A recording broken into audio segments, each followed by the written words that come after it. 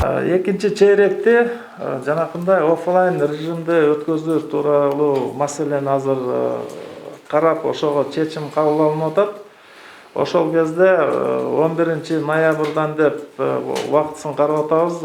Ошол эле убакта кандай режимде кайсы баягы класстардан баштап окута турган, бул азыркы күнү мындай обсуждение болуп атат.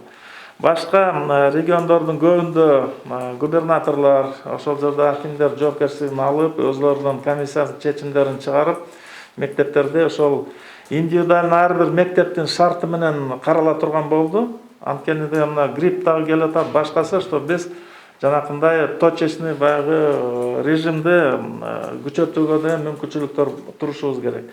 Ошол эле учурда шаардыкын кечке дагы жанакындай обсужденияга өттүк. Бул жерден мектептин оффлайн режим башталса, ошол кезде мына 5-класска чейинкиси болуп калабы, же 5-класс менен 11-классты алып келебиз деп, ошол акыркы баягы чечимди кабыл алуунун астында туруп атабыз, көрөбүз азыр.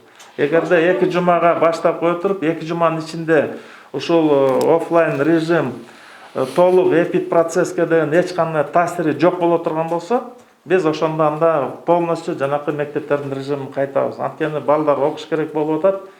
Буга дагы көз караштар деген аябай түркүн да 10 жылдан кийин эмне болот деген маселеге чейин турушубуз керек. Мына таразага салганыбызды ошону айтып атам.